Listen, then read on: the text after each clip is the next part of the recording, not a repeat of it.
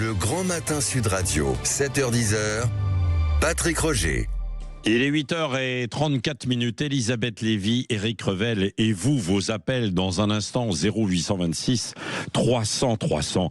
Est-ce que vous estimez que la France doit persister à ne pas signer les accords, enfin en tout cas à ne pas vouloir signer les accords du Mercosur, à essayer de dissuader quelques autres à peser au niveau européen? J'aimerais vous entendre.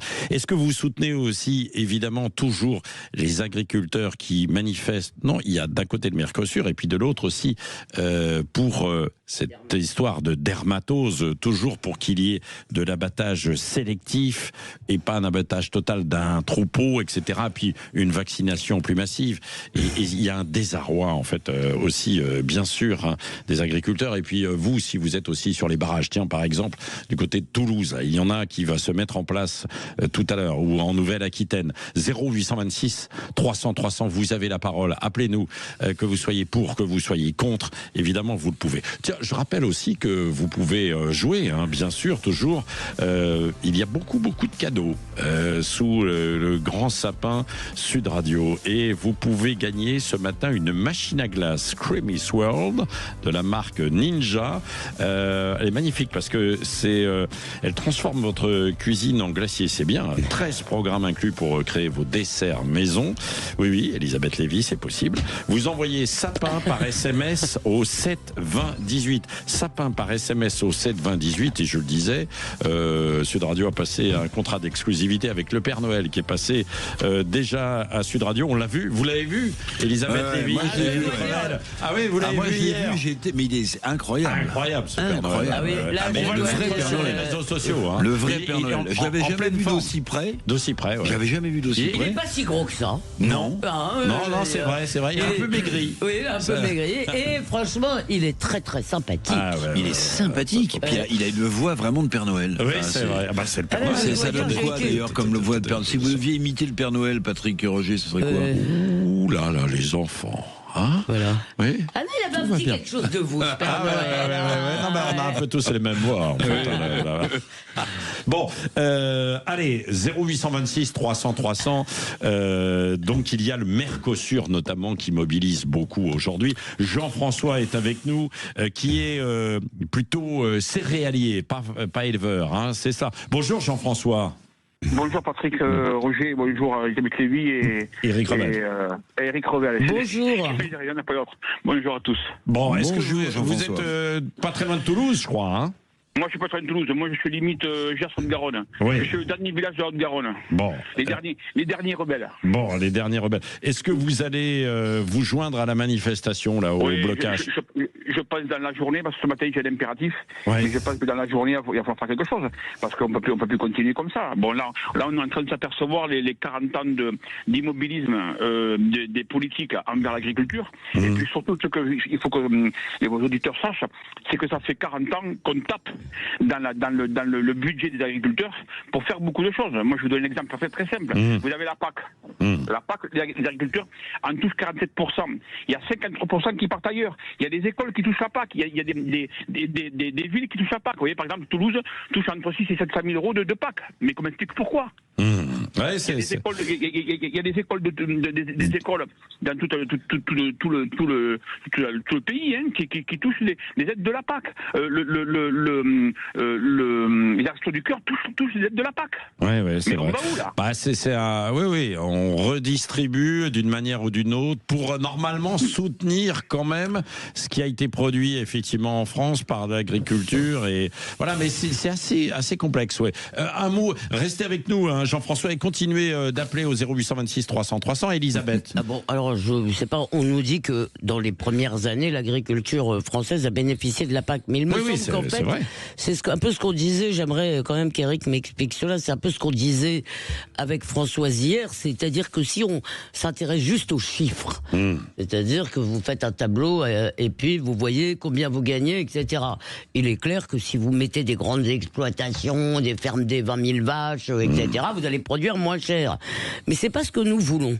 Donc, ma question est, est-ce que le Mercosur profiterait à notre industrie? Et deux, est-ce qu'il est légitime, dans le fond, que l'agriculture soit traitée exactement comme l'industrie, c'est-à-dire avec des critères de pure rentabilité, ou est-ce qu'il ne faut pas nous dire nous devons peut-être faire des efforts parce que nous voulons une autre agriculture, celle que beaucoup d'éleveurs et d'agriculteurs en France s'emploient à maintenir. Alors si vous me demandez mon avis, je vais répondre à ces 3 points. D'abord, j'aimerais dire un mot sur la politique agricole commune, parce que les négociations commencent en ce moment.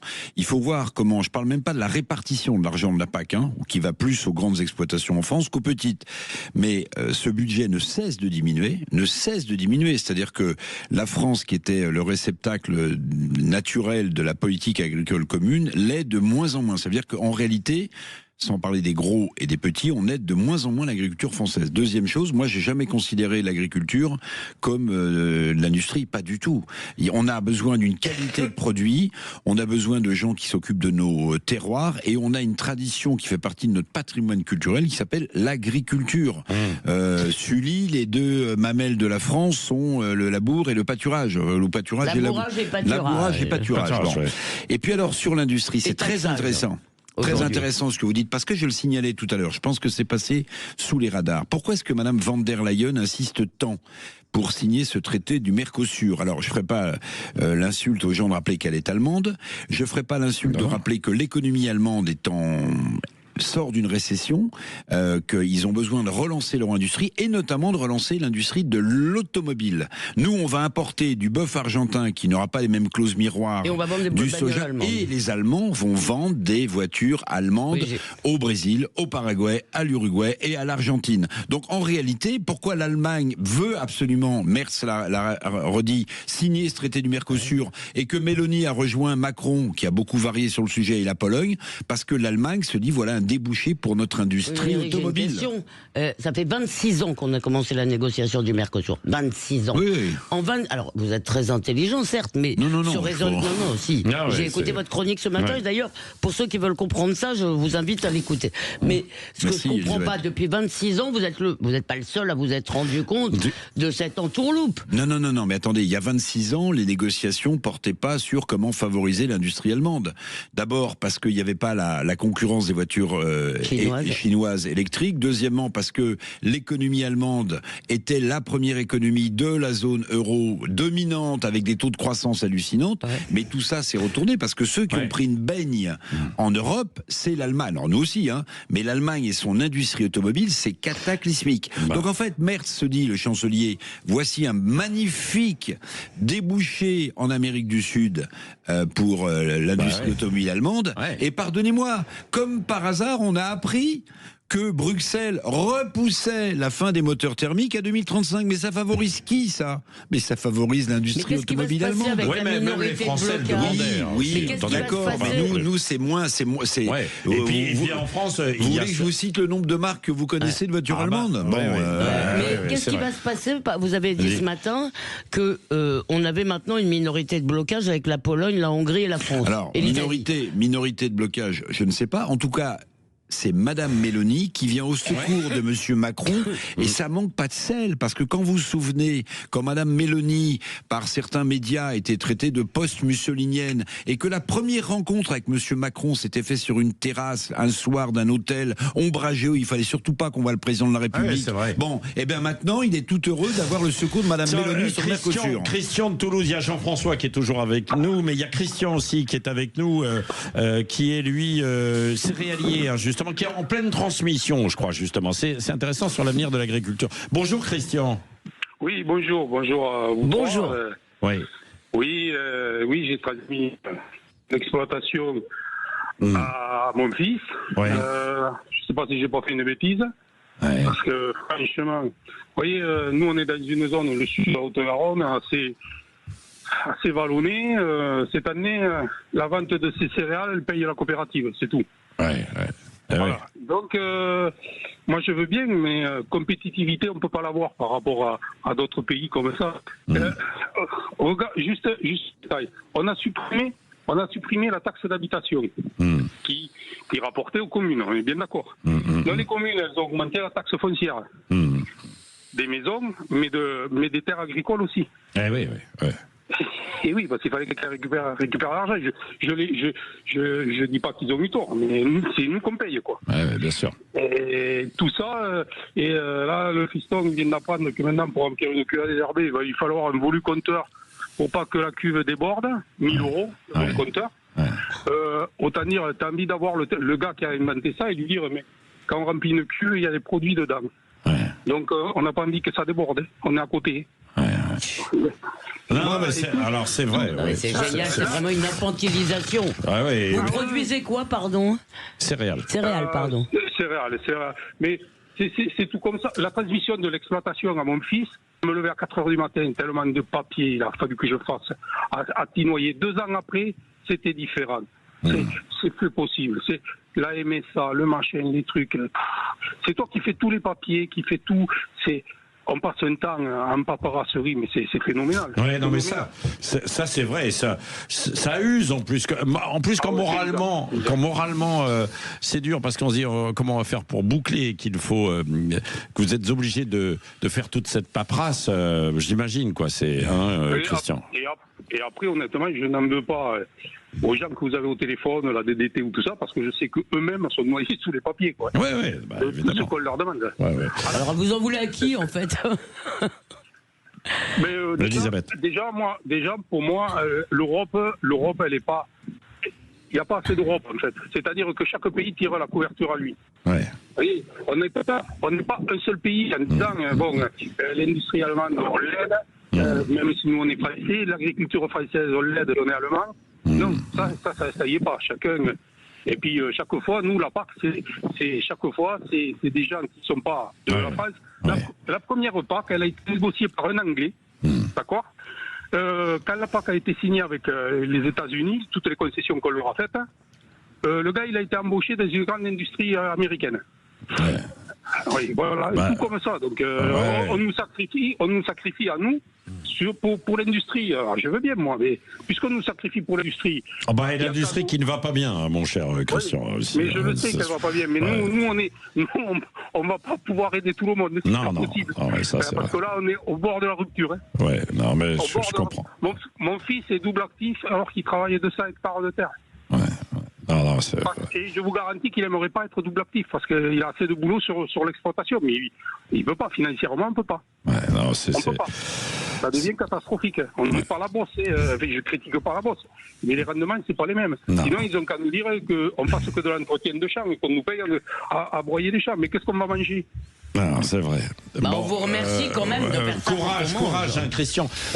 Vous voulez témoigner également? Vous avez entendu Christian qui n'en peut plus, qui passe évidemment la transmission quand même à son fils, mais qui se dit pourquoi faire, quoi, évidemment. 0826 300 300, vous nous appelez, bien sûr.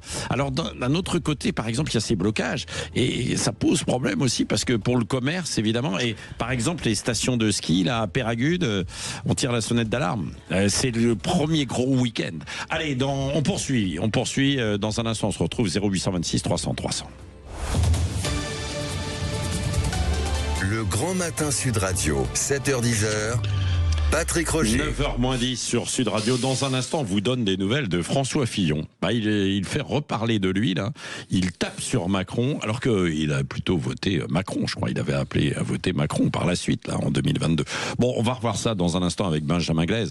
On continue, pour l'instant, Elisabeth Lévy et Éric Revel sur cette crise notamment de l'agriculture, avec beaucoup d'inquiétudes. Jean-François est resté avec nous d'ailleurs parce qu'il voulait ajouter un petit mot. Il y avait Christian en fait il y a un instant. Jean-François, vous êtes toujours là? Oui, je suis toujours là. Je vous remercie. Je vous remercie de votre invitation et de me reprendre. Ce que je voulais dire, c'est qu'on arrive à un tel stade aujourd'hui, quand on fait le point sur l'agriculture aujourd'hui, pour un jeune qui arrive, moi j'ai 55 ans, il me reste 10 ans à faire, et ça va être compliqué, mais bon, il faut penser aux jeunes qui arrivent. Moi je pense que malheureusement, Mme van der Leyen nous mène une telle vie, et sa vision de l'Europe, c'est qu'on va être obligé de sortir de l'Europe. On n'aura pas le choix. On n'aura pas le choix, parce que c'est malheureux à dire. Il y avait peut-être un truc à faire, et malheureusement, moi j'ai des amis qui sont en Angleterre. La première année c'était un peu compliqué, mais aujourd'hui les mecs ils continuent à travailler comme avant. Il n'y a pas de différence, en sachant en plus que la France cotise plus que les autres. Dans l'Europe. Et Éric, qu'est-ce que vous en pensez là, de ce que dit Jean-François en fait à l'instant? Certains posent évidemment la question, mais est-ce que on s'en porterait mieux? Parce que je suis pas sûr, non. Enfin, je sais pas. Je pose la question parce que pour peser face à la Chine, face aux États-Unis, face à l'Amérique latine, justement, face aux États-Unis. Je vais vous dire, je pense que cette Europe fédérale, telle qu'elle a été conçue et dans la direction dans laquelle elle va, c'est une impasse totale. Pourquoi je vous dis ça? Parce que suivant le mot bien connu, les États n'ont pas d'amis, ils ont que des intérêts. Chaque État, même à l'intérieur de l'Europe, les 27, défendent leurs propres intérêts nationaux. J'ai souligné tout à l'heure la façon dont l'Allemagne et Madame von der Leyen poussent le business allemand. Moi, je lui en veux pas. Elle est allemande et elle fait tout pour que son pays se porte mieux. Normalement, l'intérêt de l'Europe. Mais si vous voulez, depuis le début, je veux dire, je vais prendre un exemple très simple qui va nous éloigner un peu de l'agriculture. Vous avez un taux d'intérêt unique en Europe, d'accord, qui est géré par la Banque Centrale Européenne. Bon, mais la probabilité que les 27 États aient en même temps besoin d'une hausse ou d'une baisse des taux d'intérêt pour relancer leur croissance, elle est égale à 0, cette probabilité. C'est-à-dire que déjà, quand vous baissez un taux d'intérêt, c'est pour relancer votre économie. Voilà, parce que les crédits sont moins chers. Les 27 ne sont pas dans l'euro quand même. Très bien. L'euro, c'est moins, c'est 12 ou 15, je crois. Eh bien, la probabilité que les membres de la zone euro aient en même temps le même niveau de conjoncture, il est égal à 0. Évidemment. Donc, si vous voulez, ça ne peut pas fonctionner comme ça. Alors moi, il y a une autre réflexion que je trouve Eric a raison. Si vous voulez, on ne peut pas passer les nations par pertes et profits, et tous ceux qui essayent de le faire sont en train de nous envoyer dans le mur. Mais il y a une autre réflexion que je me faisais en écoutant ces agriculteurs qui travaillent, en écoutant Jean-François, en écoutant notre autre auditeur, Christian, c'est que je me demande ce qu'ils pensent, ces gens qui bossent quand même 7 jours sur 7, plus de 60 heures par semaine pour certains, quand ils voient tous les autres Français brailler pour leur retraite, pour leur temps de travail, pour leurs 35 heures, qui ont on pose la question à Jean-François parce qu'il vous écoute. Jean-François, que pensez-vous de la réflexion d'Elisabeth là? Qu'on a, les agriculteurs. Bon, on a quand même un bureau qui est exceptionnel. On est chez nous, on est au Grand Air, voilà. Mais surtout, je vais vous dire, on a tous tellement de travail, tellement d'emmerdement que, bon, des fois, on en parle 30 secondes, mais on n'a pas le temps de se focaliser là-dessus. On a tellement de boulot à côté, on a tellement d'emmerdement. Dire comment je vais faire pour payer ça, comment je vais faire. En plus, le climat qui nous accompagne pas tout le temps. Souvent, le boulot, il y a tout à faire d'un coup. Donc voilà, mais bon, voilà. Mais après, il est sûr que quand des fois on voit les grèves à la SNCF, parce que ceci, parce que cela, pour 3 francs 6 sous, on se dit mais où on va quoi, mais où on va. On est dans 2 mondes complètement différents. Non mais c'est vrai. Merci de votre témoignage. Vous pouvez continuer d'appeler pour témoigner. Vous pouvez continuer de témoigner. Non, attendez. 27 pays dans l'Union européenne, je viens de vérifier, 20 dans la zone euro. Dans la zone euro. Vous continuez d'appeler 0826 300 300. L'antenne vous est ouverte, vous le savez, dans un instant. Juste avant, on vous donne évidemment des nouvelles de François Fillon. Bah oui, c'est... Il en donne au Figaro en tout cas. Ouais, c'est ça. Et il demande, ça fait une voix de plus, il demande à Emmanuel Macron de... démissionner. Alors il le dit pas directement, mais encore un ancien Premier ministre finalement qui le propose. On va dire ça comme ça. Il y a eu Édouard Philippe, il y a eu Dominique de Villepin, et donc lui, François Fillon, qui dans le Figaro dit qu'il ne réclame rien, qu'il est respectueux des institutions. Il rappelle qu'Emmanuel Macron a été élu président, que le choix donc lui appartient, mais derrière toutes ces précautions de langage, eh bien l'ancien Premier ministre déclare tout de même qu'à sa place, il démissionnerait. Emmanuel Macron dénonce-t-il, c'est 1 milliard de dettes supplémentaires par jour ouvrable. Et question finances publiques, il faut dire que François Fillon a l'habitude d'être celui qui tire la sonnette d'alarme. Souvenez-vous, 2007. Je suis à la tête d'un État qui est en situation de faillite sur le plan financier. Je suis à la tête d'un État qui est, depuis 15 ans, en déficit chronique. Je suis à la tête d'un État qui n'a jamais voté un budget en équilibre depuis 25 ans. Bon, ça ne peut pas durer. Ouais, elle était restée, cette phrase. Je suis à la tête d'un État qui est en situation de faillite. François Fillon, qui en tout cas affirme dans cette interview au Figaro, à la place d'Emmanuel Macron, je tirerai les conséquences de l'état du pays et donnerai ma démission pour ne pas faire perdre 18 mois au pays. Bon, en 10 secondes, Elisabeth Lévy, Éric Revel. Bon, je pense que François Fillon avait raison sur un certain nombre de points. Le problème, je ne suis pas sûr que la France et les Français soient prêts au traitement de choc. Maintenant, moi, il y a une chose qui m'a toujours un peu gêné, c'est ce passage tellement direct. Une fois qu'on a perdu les élections, on va faire des affaires. Je sais pas, je n'aime pas ce mélange, mais peut-être que je suis trop puritaine. Comme d'autres. Comme d'autres, je sais pas. Voilà, donc, le diagnostic de François Fillon était tout à fait juste. Oui. Alors à l'époque, vous en souvenez, ça n'avait pas du tout plu à Nicolas Sarkozy, parce qu'évidemment, quand vous dites que vous êtes Premier ministre, je suis à la tête d'un État, et que vous avez le président de la République qui est derrière vous, il vous dit non, c'est moi qui suis à la tête de l'État, toi, tu es mon collaborateur, comme Sarko lui avait dit à Fillon. Mais sur le diagnostic, c'est tout à fait juste. Alors Elisabeth, vous dites, je vois pas les Français accepter de faire des sacrifices et des efforts. Mais je vais vous dire, le mur se rapprochant, en France, on ne se réforme que quand on a pris le mur de plein fouet. Alors je ne souhaite pas une crise grave, mais je veux dire, le problème de la sécurité sociale aujourd'hui, des allocations chômage, de la dette publique française sont telles que le mur se rapproche et peut-être que les Français sont contraints, j'espère, dans le calme, d'accepter des réformes de fond. Parce qu'on ne peut plus financer tout ça. Je me rappelle, il y avait le nombre de fonctionnaires. Merci à vous. Il devait supprimer 500 000 fonctionnaires, François Fillon, s'il avait été élu. Alors, très joyeux Noël, très bonne fête à tous nos auditeurs. Absolument, oui. Moi, je suis dans les vraies voies ce soir. Bien sûr, et puis ça continue. Maxime Yeddo sera là demain matin et il sera là aussi la semaine prochaine. Toutes les voix de Sud Radio, bien sûr. On vous souhaite de joyeuses fêtes, un joyeux Noël. On dit joyeux Noël, vous savez, c'est militant maintenant. Des fêtes, non mais je dis joyeux Noël, bien sûr. Et tiens, le sapin de Noël, dans un instant.